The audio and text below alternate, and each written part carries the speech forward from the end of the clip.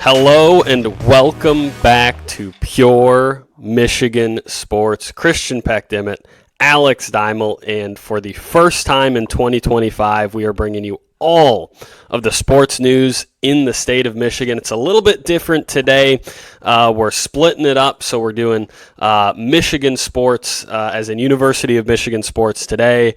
And if you're looking for the usual stuff we hit, Pistons, Red Wings, Lions, all that stuff, will be released tomorrow, but just wanted to split it up a little bit because we took the Christmas holiday off and got a lot to recap. And as I just said, there is a ton with Michigan football alone that may well take up most of the episode, whether it's beating Bama, whether it's Justice Haynes and the recruits, or just looking ahead to the future in total. Also on the hardwood, Silas Swords continues to dominate, really, and Michigan basketball gets back on its winning ways. But a ton to talk about, and almost all of it is positive for the University of Michigan. Let's get into our maize and blue talk. And you know we have to start on the gridiron because for the second time in 2 games, a massive underdog, the Wolverine football team, comes out and dominates a ranked opponent. First, obviously, it was Ohio State about a month ago,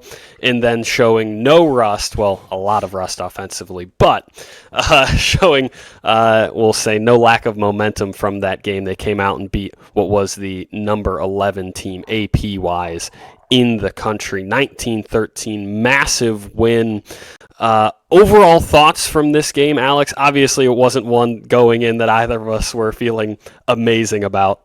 I mean, the only big takeaway for me would have to be the fact that we have now beaten Alabama twice and Ohio State in the same calendar year. Because if you do the math, we beat Alabama on New Year's Eve of 2024, beat them on New Year's Day of 2024, and then also beat Ohio State. I don't think there's a better statistic that has ever been spoken if you're a Michigan fan, especially considering I don't remember if Michigan was – I don't think Michigan was favored in the Rose Bowl matchup. I could be wrong, which is crazy. I'm actually not sure about that. We were the 1 and they were the 4. Yeah. But the most insane thing to me was the spreads that Michigan had against them going into this game. I think they were both 20-point spreads. Mm-hmm. You're saying Ohio State and Alabama this year? And Michigan was up 16-0 at the end of the first of this game. You can talk about the rain, you can talk about the weather and all that stuff. Yeah, crazy. There's a reason Jalen Milroe was not up for Heisman contention. There's a reason has he even been up for, has he been a finalist? Let's talk about that real quick, actually. He declared, I think it was yesterday. He's probably the most overrated quarterback in college football. I don't disagree. It was either yesterday or 2 days ago. He declares for the NFL draft, and I was a little bit surprised to see, as most of you probably know, when ESPN posts their little thing, a little graphic for Milroe declares for the draft. I think it was ESPN. They put down their little grade for him, and it was he's number, guess what, of the quarterback prospects on Mel Kiper's big board. Oh, let me think here. You got Shadur. Out of the quarterback prospects. Shadur, you got oh shit. Is he 5? Number 3. A little crazy, right? I didn't understand it. And let's be fair to Mel Kiper. I think that whenever he comes out with his newest post-bowl game mock, he'll probably drop Will Milroe.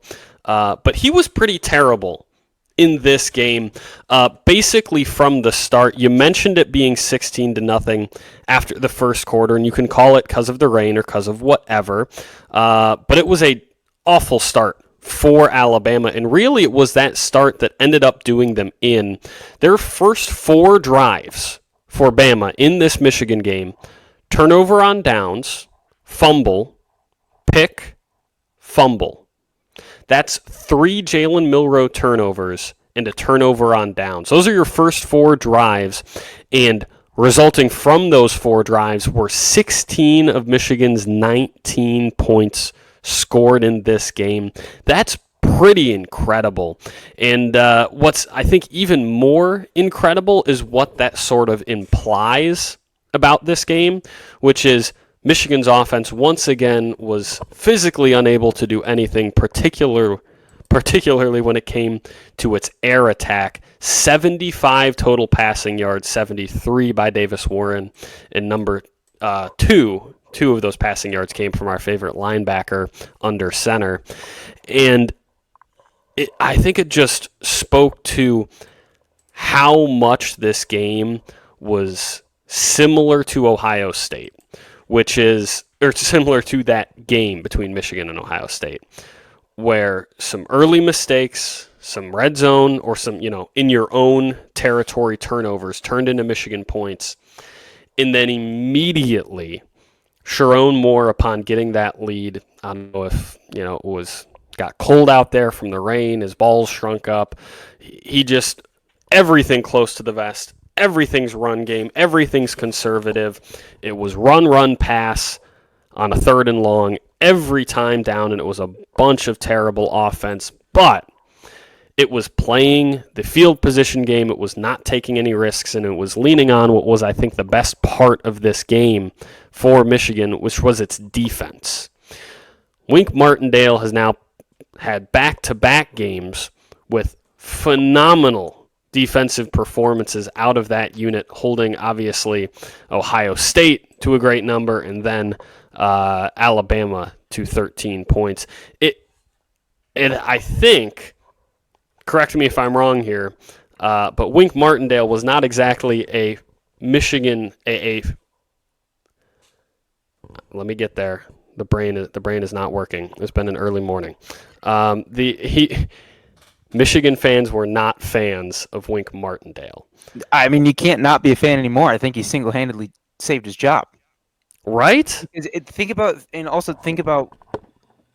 I mean, you're without your best corner. So your secondary, who do you have in your secondary? Practically nobody notable. You still have Mason Graham up front, but that's where your best opportunity is on the defensive line. And they tore that Alabama offensive line to shreds. It wasn't as bad in the OSU game.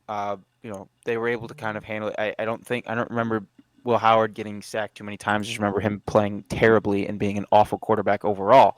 But despite Jalen Milroe's mediocrity, he had no time because every single play they were in the backfield in less than 2 seconds. Every single time. And forcing him out, making him scramble, panic, chuck the ball to bad places and this, that, and the other thing. But I'm sorry. It was 5 total sacks, by the way. And I know it's been updated. But Mel Kiper had Jalen Milroe above Cam Ward, Quinn Ewers, Jackson Dart, Will Howard, and Kyle McCord. I guess this isn't a very QB-heavy draft because the talent for the back is pretty terrible, I will admit. But Cam Ward is 10 times the quarterback that Jalen Milroe is, and anyone with eyes can see that. There were points in this game, and I think there are points overall in his career watching, where he's actually reading a defense. He's throwing it to guys he sees open. And I know that sort of sounds like a basic take, but it looks like there's very little comprehension of any pre-snap reads, particularly because, as Alex mentioned, that is extremely important when his offensive line is as bad as it is. Gave up 5 sacks, and again, as Alex mentioned, keeps hitting the nail on the head here, it wasn't just the sacks. It was how little time he had overall. Sometimes the sack number can be swayed, as in the Lions' first game with the Vikings a few months ago, where I think they totaled 4 sacks but got no pressure all day. It was just sort of the way that it worked out. Michigan in this game got 5 sacks, But not just that, it felt like they were in the backfield every time down. No Kenneth Grant. There was no Mason Graham. There were so many dudes key on this defense and key on this team sitting out or not playing, and it didn't matter. It didn't matter at all one bit. You're missing, I mean, 3 top 15 picks on this defense. And Wink Martindale still was able to hold Bama to 13 points. That is damned impressive. And what you do also have to remember is, despite all of that, it's that defense is the reason that we had 16 points at the end of the day, because those were turnovers that put us in their area, like put it in their territory the entire first quarter.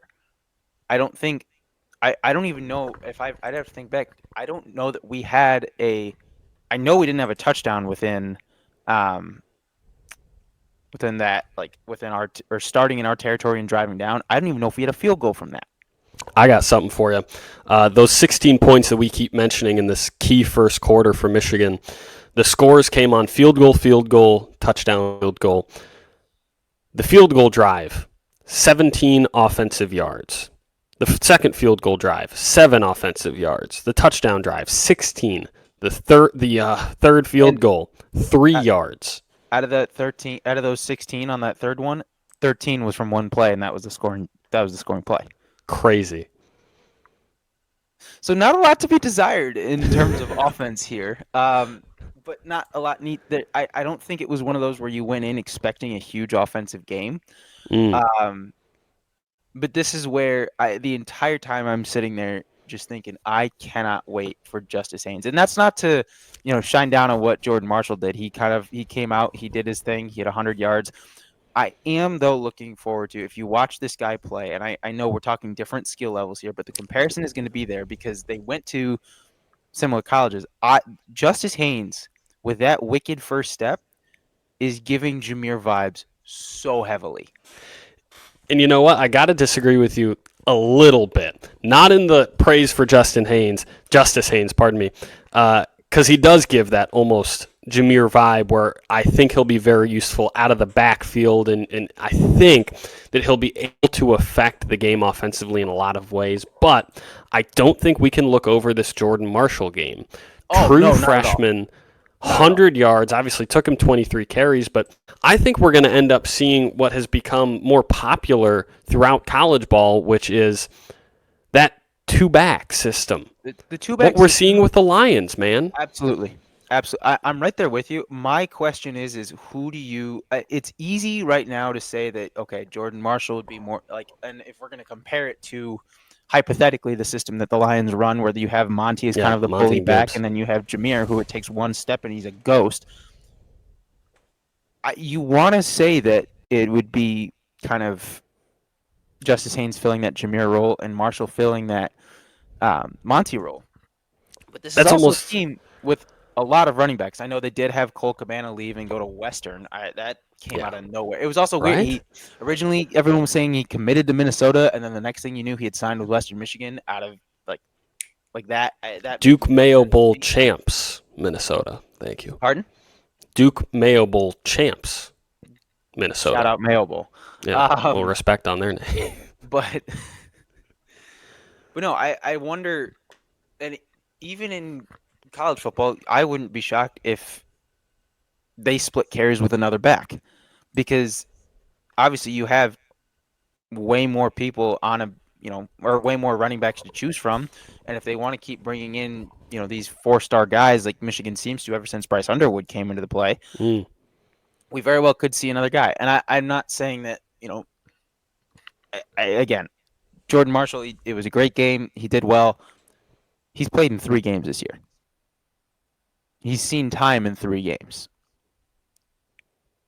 Now, I am curious to see, because as much as Michigan is losing offensive linemen, they seem to be gaining it back. It sounds like, I think we've got a 4-star, a few 3-stars coming in through the portal. I think we have another 4 or 5-star recruit coming in. 5-star recruit. Coming in as well, which will be interesting to see. But I wonder what it's all kind of subjective when you look at it from an offensive line. I mean, you can go back and say, look at how Donovan Edwards played, the past 2-3 years of his career compared to this year when he had a stellar offensive line for the past few years and then had not as, top tier this year. You can think back and wonder about if, would Blake Corum have played as well without that offensive line? Would Hassan Haskins have played that well without that offensive line? You can kind of have those questions and debates, and that's where I even think the same could be for Justice Haynes. This wasn't the worst Alabama offensive line we've ever seen. It by far was not the best, but it was definitely not the worst. I mean, Tyler Booker, or if that's his name, whoever the guy was that played with JJ at IMG, is a dog. I mean, they obviously are always going to – they seem to just have problems with the center position whenever Michigan is playing against them. I don't know what it is that's causing that. The only real common denominator would be Mason Graham and Sharon Moore. So there could be something to be said there. But I do think this is all going to be – you can't kind of predict and say, oh, this is exactly how it's going to be. I think Jordan Marshall should get some playing time next year, but I do think Justin Haynes coming in will likely be the guy. But they could both go to complete shit if we don't have an offensive line that's going to block well enough to get them there. Offensive line is incredibly important to basically the entire offense, which feels like a stupid or obvious statement, but I think it gets overlooked a lot. And obviously, we are big supporters of the play in the trenches on this podcast. But maybe I'm just higher on Jordan Marshall than I should be. But I really liked what he did today, and I'm not going to discount the play of the offensive line. But let's not act like Kalel Mullings didn't have a fantastic breakout year behind what you yourself admitted was at best a mediocre offensive line. I think that you can see what did Troy Weaver say about Asar Thompson? Holly Berry looks pretty in a Walmart or on a runway. It doesn't matter. I think Jordan Marshall can look good. I missed that one, but behind it was back when after the Pistons drafted Asar, someone asked him like, "Hey man, that might have been fucking stupid because he played in this G League thing. He's not really playing at the college level. He didn't have the same level of competition." And he said something along the lines of, "Hey, Holly Berry's going to look, gorgeous whether she's walking through a Walmart or, on a runway. It doesn't matter." Same sort of thing here, I think. I know, crazy statement, but I think Jordan Marshall can look, if he can look like that with the offensive line we had, I think he's going to be a big part of the running back room next year. And frankly, what is more, I think with whether it is Bryce or it's Jaden Davis or whoever starting under center next year, it's going to be a new guy. It's going to be an 18-year-old, if it's Bryce Underwood, starting.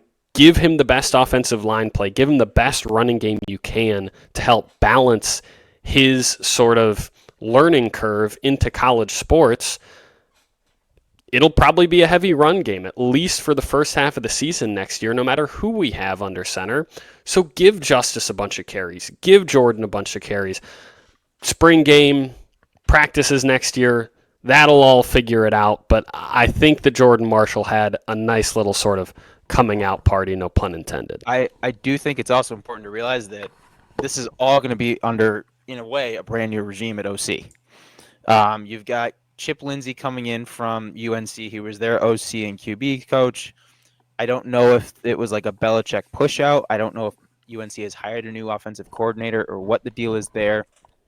But as much as UNC has not been a playoff caliber team, this guy's coached some dogs. I mean, Drake May, I think it's tough to deny the talent of Drake May. Omarion Hampton was a beast at running back for them the past 3 years.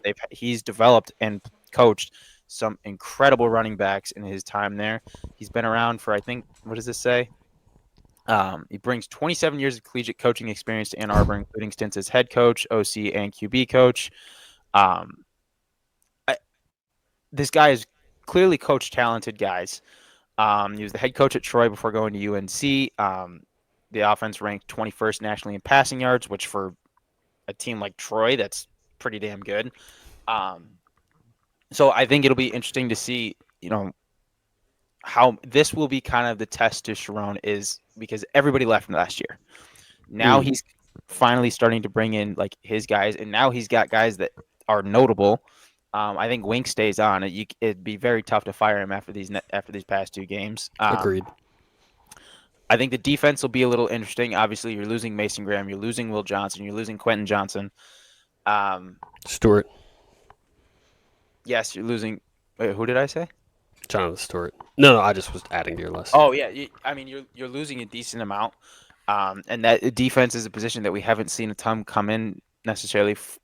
From the portal, recruiting wise, that hasn't been a huge, get that's on that side of the ball. So who knows? I think it'll be interesting to see what kind of happens defensively there. But offensively, this is going to be hopefully the start of Sharon's true kind of mark as head coach. And I do want to also ask, we talked about your favorite linebacker under center playing.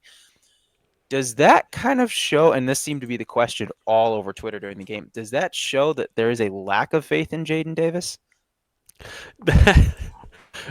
So I'm watching this game with my little brother, who's a student at Michigan right now. Will graduate in May.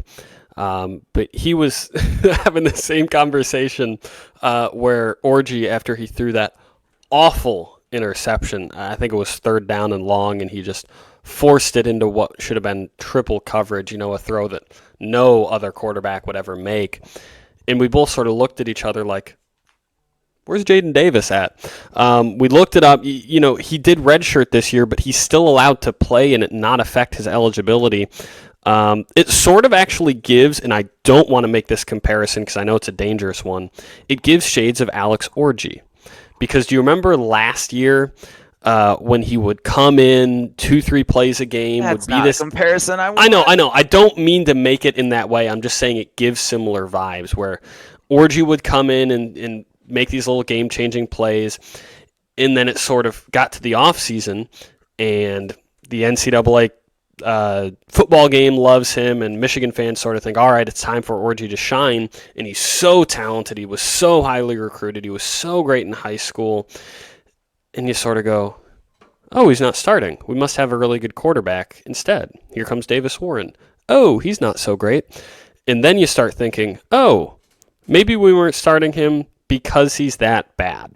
And you start to go, if Alex Orji, and this was obviously a thought that came up much earlier in the season, we talked about it a lot, but where you go, Alex Orji was in all likelihood given every chance, every possibility because of how highly he was recruited and how talented and athletically gifted he is, every chance to start at quarterback.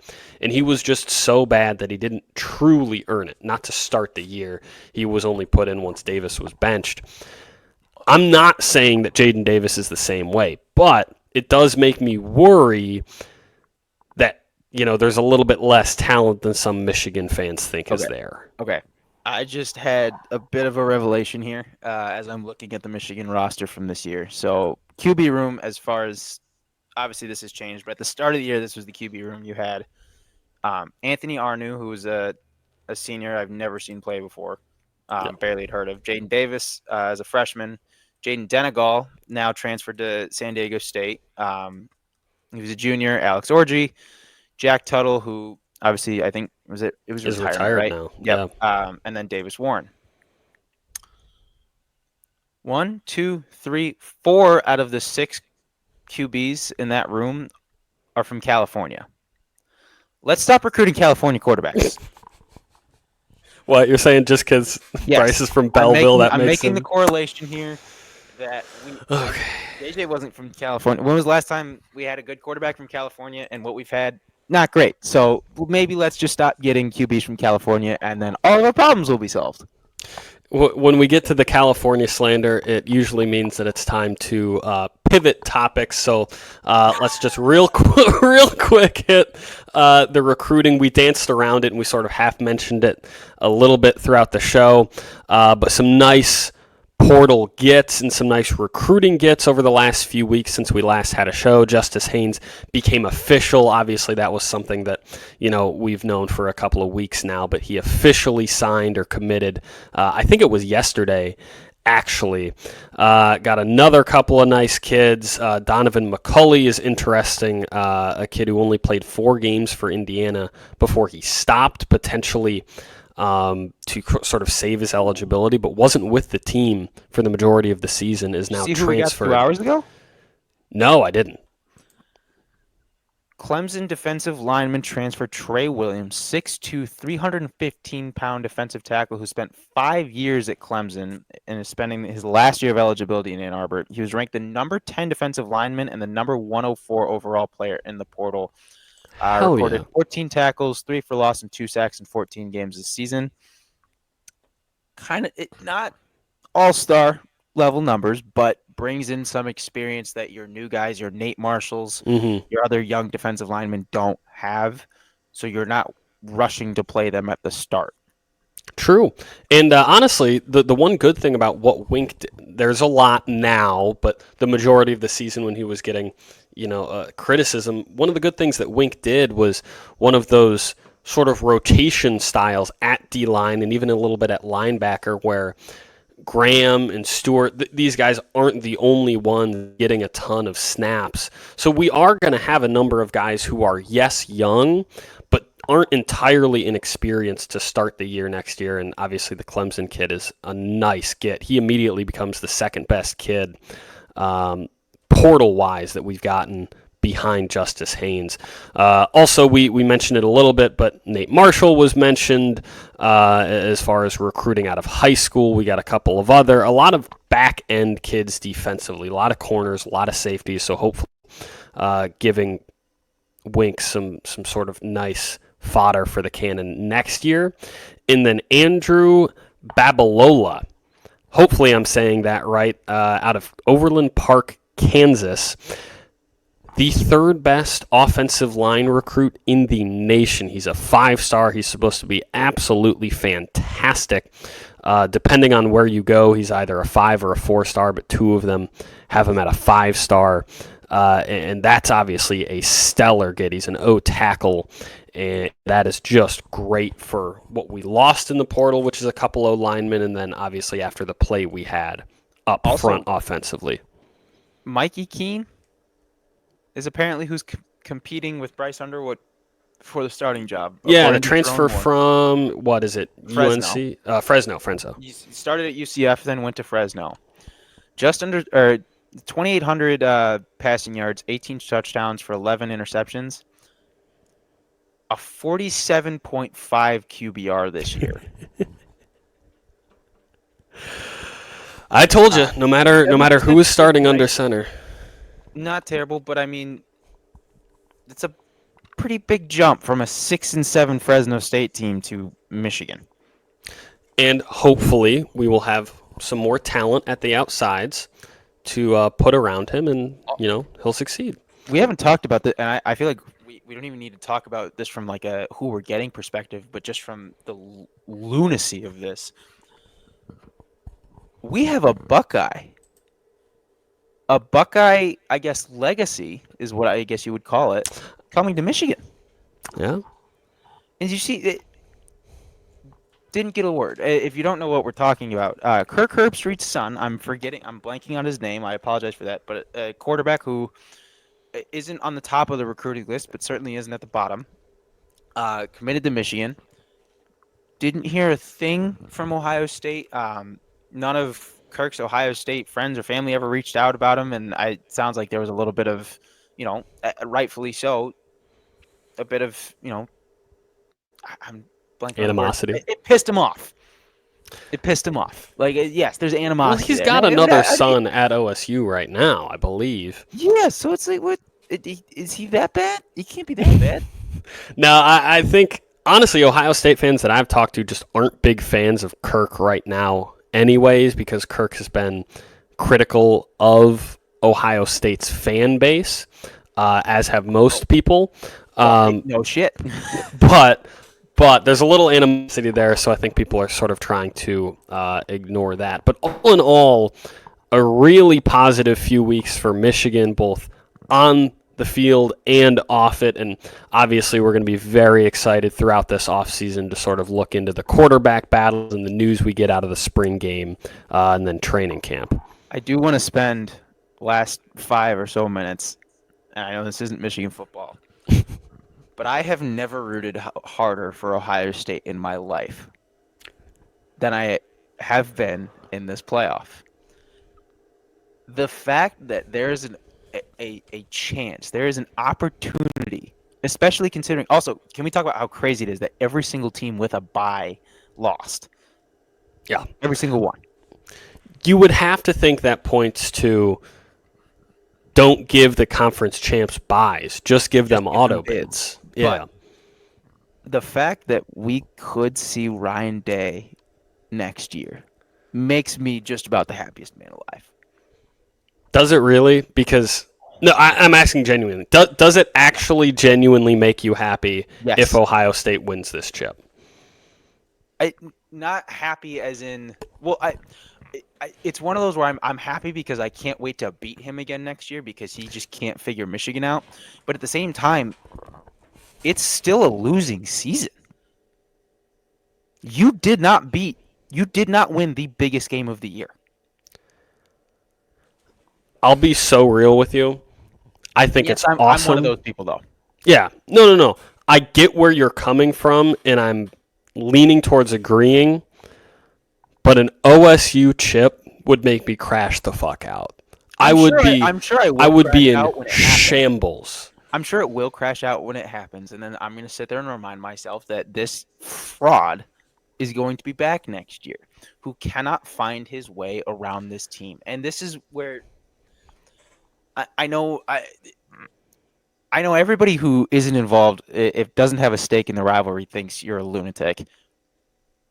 And only I would argue, the select few that really know the history and the background and I guess I'll call it like true Michigan football fans, that is that game. That game is the season. It does not matter what else happens, especially in the postseason. The postseason is great, but it's only great if you have beaten that other team. To me, the postseason is the rivalry game becomes a silver lining if they win the chip, where you go, damn it, they won. That's the headline. That's the takeaway. Silver lining. Day is coming back. We beat them. But, come on. They still had a better season than us. They would still be the best college football team in the country. It's not like Northern Illinois is standing on their laurels right now. I mean, but though Texas a Michigan.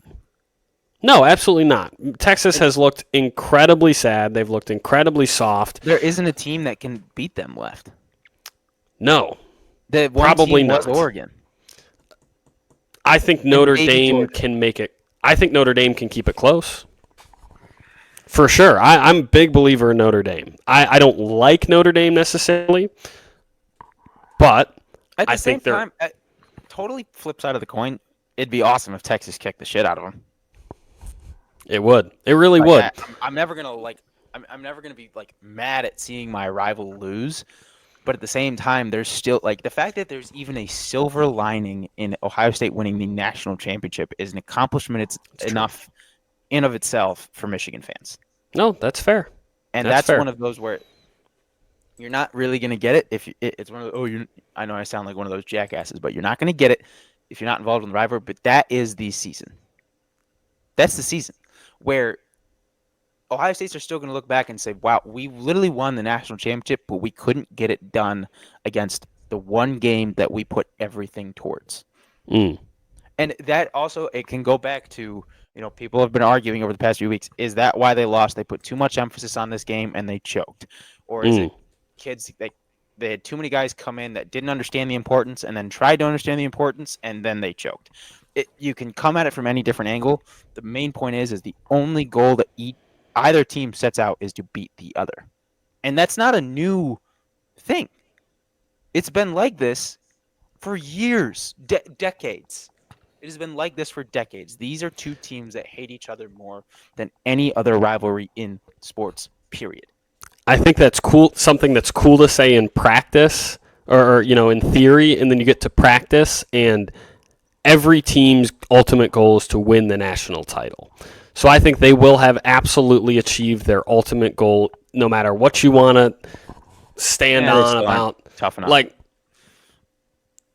sorry, shot at Ryan Day, but I don't think it matters. Yeah, they're not a tough team, but they're so fucking talented that they're going to win in spite of that. And they're finally throwing the ball to Jeremiah Smith. If they had done that against Michigan, they would have torn us to shreds. They would have torn us to shreds because they're a better damn football team than we are. And they are. And that sucks. We beat them. They are so ridiculously more talented than we are this year that it makes the win all the sweeter. But they are better, and they are going to win this title. Do you think they 110% beat themselves? Against Ohio State? Or, against Michigan? Yeah. Yeah, they beat themselves. Absolutely, they beat themselves. We won that game. Or from a coaching standpoint? From a coaching standpoint. I think there were obviously things on the field. I think the interceptions were because Will awful. Howard it could have had 4 different coaches. He still played like shit. That's the thing. Will Howard, the interceptions were really bad. But overall, their defense played stellar. And it was play calling. It felt like it was a lot of the play calling that lost them that game. That's where you can, for me, that's where, we can talk about Bryce Underwood all we want. We can talk about these incredibly talented guys that Michigan is bringing in. What makes me so confident in this coaching staff and what Sharon is doing is the fact that he could go out and develop a strategy to win that game with a lack of talent. Because at the end of the day, as much talent as you want to have, you need coaches who have coached for a while and know what the fuck they're doing. And that is where I can see the argument, and I'm not saying I 110% believe in it, but I can see the argument that Michigan was the better team because they were the better coached team. That's the thing. I think they were absolutely the better coached team that day. I think overall, I was not a fan of Sharon's coaching this season in his first year. I'm not saying that he's not to blame because he didn't have all these coaches and blah, blah, blah, blah, blah. I'm not saying it's entirely his fault. I think he wasn't a great coach this season from the outside looking in, but he had some stellar games that he coached. Okay. Alabama was one of them. Ohio State was one of them. USC, I know we keep pointing to that even though the game really doesn't matter. I think that was a great game that he coached. Yes, absolutely. There were games that he coached really poorly. The end of Indiana comes to mind. Washington comes to mind. Benching Davis Warren at all seems to now have been probably a mistake. But did we think that at the time, though? No, but he's the one that has to have that sort of inside knowledge. And so I think overall, I'm agreeing with you that I would like to see next season him take a really solid step forward because, like you said, he's getting the higher prestige guys in at coach. Most of these coaches are probably going to stay where they are, whereas if we said it once, we said it a million times that every single coach on Michigan's roster was not or was in a position this season that they were not in last year. Yep. That's a big deal. That affects Sharon. That's top to bottom stuff. So I think there's more pressure on him next year, and it'll be interesting to see where that goes. But obviously pressure, sadly to quote Ryan Day, pressure is a privilege, and we'll have that privilege next year because we earned it with the recruiting and with the big wins at the end of the season. 100%. 100%. And I do think and again, if you're going to look at it on paper, no. The Michigan wide receivers were not as talented as the Ohio State wide receivers. The Michigan corners weren't, at least that played in that game. I think you throw Will Johnson and Jeremiah Smith, a healthy Will Johnson and Jeremiah Smith, and he locks would have been a fun matchup. He's Jeremiah Smith. I think Marvin Harrison is 10 times better than Jeremiah Smith, and Will Johnson was fine. He battled, but he picked Marv off. He had him covered most of that game. I do think a lot of what has happened with this Ohio State team is everybody's talked about the money and what they've gotten. And I think that has become almost an overshadow of what the team has actually produced. Not that they haven't produced well. I mean, obviously they only had what did they have two? Was it a 2-loss year? And now they're in the semi. So clearly they're doing something right. I think Will Howard is incredibly overrated. I will take that to my grave. I don't think he had they're- one bad game. He barely got past an Indiana team that on paper, talent-wise, he should have killed. Was Indiana rolling? Yes. Did they have a great coaching staff? Absolutely. But Notre Dame blew past him like it was nobody's business. Which is why I think that will be a fun matchup if we do get Notre Dame, Ohio State. But that remains to be seen. And I think we've hit just about everything in terms of Michigan football news. Went a little longer than we'd liked, but that's the beauty of this. Yeah, That's the beauty of cheap podcast equipment is we've got no time limits, so we can talk at you for all we want. If you joined us for all of this, thank you so much. Obviously, if you're new, drop that follow, drop the subscribe. If you're returning, thanks so much and welcome back. Hopefully you've already done the same. And everybody, make sure to follow us on Pure Michigan Sports, Twitter, Instagram, TikTok, Substack, of course. Everything and everywhere. And until next time, actually, and next time won't be too long, just tomorrow, we'll be releasing the everything else. We'll talk Michigan basketball, we'll talk Pistons and Lions and Red Wings, and we'll get it going in just a little bit. Until then, it's been Pure Michigan Sports.